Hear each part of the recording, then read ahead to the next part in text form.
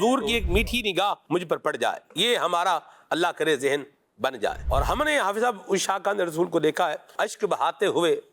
آنسو بہاتے۔ اچھا، پھر یہ صرف ہمارے یہاں کے اوریجن کے نہیں، یعنی پاکستان کے حاجی صرف نہیں، یعنی دنیا جہان سے آئے ہوئے، یعنی ادب کرنے والے بھی ایسا نہیں ہے کہ صرف ایک ہی خطے کے لوگ ہیں جو ادب کرتے ہیں، ایسا نہیں ہے، دنیا جہان سے آئے ہوئے۔ اور بلکہ مجھے وہ ایک شیخ تھے، حسنی سید تھے، حضرت امام حسن کی اولاد میں سے تھے، انہوں نے ایک بات کہی، عربی میں انہوں نے ایک بات کہی، انہوں نے کہا کہ یہاں جو یہ ساری برکات ہیں یہ مصطفیٰ کریم کی ہی برکت سے ہیں، یا آقا کریم صلی اللہ علیہ وسلم کی برکت سے ہیں یہ سارے۔ اور بدر کے ایک جو ہے وہ رہنے والے تھے، ان کا نام عبد الجبار ان کا جو ہے وہ نام تھا، انہوں نے کہا کہ یہاں یعنی مسجد نبی شریف میں جو ہے وہ دسترخوان پر جو ہے وہ بیٹھے ہوئے تھے ہم لوگ، تو ان کے ساتھ مجھے تھوڑا وہ ہوا وقت گزارنے کا شرف مجھے ملا، تو انہوں نے کہا کہ یہاں قدم قدم پر خوشبو رسول مہک رہی ہے، یعنی یہ ان کے الفاظ کا میں آپ کو یوں بول کے ترجمہ بتا رہا ہوں۔ تو عاشقان رسول کا ادب کا جو ہے وہ انداز ہے، ذوق والا جو ہے وہ انداز ہے، تو ہمارا بھی یہی انداز ہونا چاہیے۔ موبائل میں بھر لوں، تصویر میں نکال لوں، تو اس سے تھوڑا جو ہے وہ ہمیں باہر آنا چاہیے۔ اللہ پاک ہمیں بارگاہ رسالت کی حاضری ادب والی اور ذوق والی نصیب فرمائے، ساتھ اسلام پڑھتے ہوئے جو ہے وہ حاضر ہوں، شور شرابہ جو ہے وہ نہ کریں، دھکے جو ہے وہاں نہ دیں، آواز اپنی نیچی رکھیں، بعض اوقات فون اٹھائیں گے اور گھر پہ کال ملا لیں گے، تو اس سے بہتر ہے کہ آپ ویسے بھی سلام عرض کر دیں گے تو سلام بھی ہو جائے گا اور پیغام بھی جو ہے وہ پہنچ جائے گا۔ تو یہ موبائل تو جیب میں ہی رکھنا چاہیے۔ عمران بھائی ویسے کیا فرماتے ہیں آپ نے کسی ذوق والے بندے کو دیکھا ہو اور کسی عاشق بندے کو دیکھا ہو کہ جو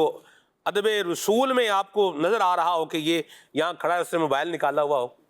جی ایسا نظر تو نہیں آتا ذوق والے لوگوں کے اندر۔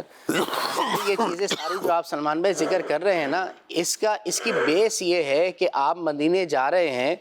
تو اہل ذوق کے ساتھ جائیں، نیک لوگوں کے ساتھ جائیں، عاشقان رسول کے ساتھ جو ہے وہ حاضری مدینہ کی سعادت پائیں۔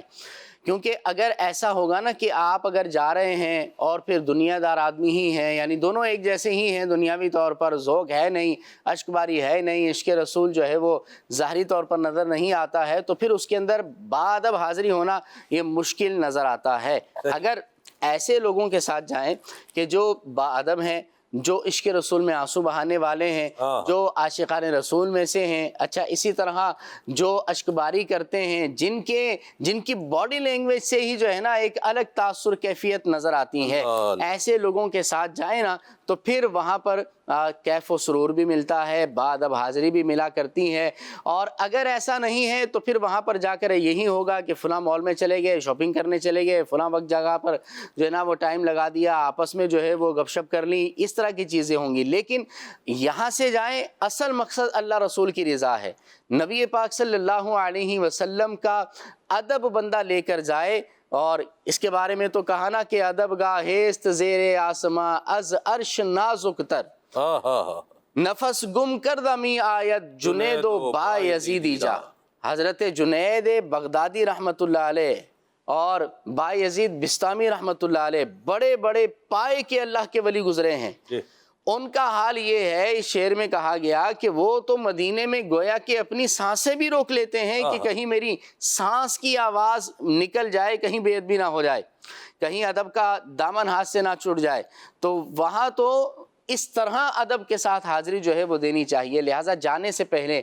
جہاں ہم یہ دیکھتے ہیں نا کہ ہم نے ہوٹل کون سا لینا ہے، ہم نے بیگ کون سا خریدنا ہے، مدینے جانے سے پہلے ہم نے کون سی ایئر لائن بک کروانی ہے، اچھا کتنے دن کا ویزا لینا ہے، اچھا کتنے کپڑے رکھنے ہیں، اور مزید کیا کیا ہم نے ساتھ لے کر جانا ہے، یہ تیاری کریں، ضرور کریں۔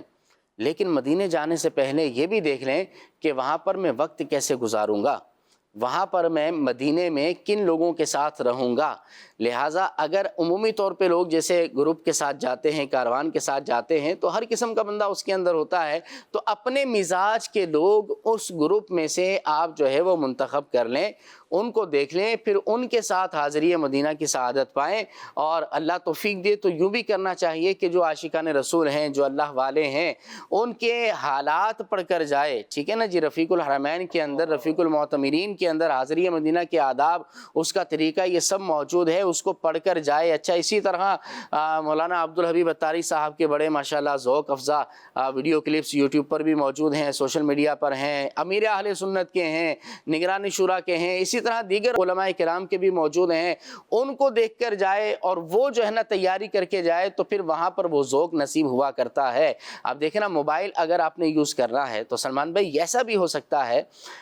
سکتا ہے کہ موبائل کے اندر ذوق والے کلام بندہ رکھ لے، واہ موبائل کے اندر جو ہے نا وہ تلاوت قرآن کریم رکھ لے، واہ، اور پھر ہینڈ فری لگا کر بندہ جو ہے نا وہ موبائل جیل میں ڈال کر جو ہے وہ اشعار سن رہا نیٹ ہو، بند کر کے۔ کلام سن رہا ہو، جی نیٹ بند کر کے ڈاؤن لوڈ کر کے اپنے پاس رکھ لے، اور پھر یوں ہے کہ کلام سن رہا ہو، اشعار سن رہا ہو، اور واقعی ایسا ہم نے دیکھا ہے لوگوں کو کہ جو ہے نا وہ کلام سن رہے ہیں اور اس کلام کا اثر بندے کی باڈی پہ نظر آتا ہے، آنکھوں سے اشک جاری ہو جاتے ہیں۔ تو یوں بھی کریں تو بہرحال با ادب جو ہے نا وہ با نصیب ہوا کرتا ہے۔ نبی پاک صلی اللہ علیہ وسلم کے دربار کے آداب خود رب کریم نے بیان فرمائے ہیں،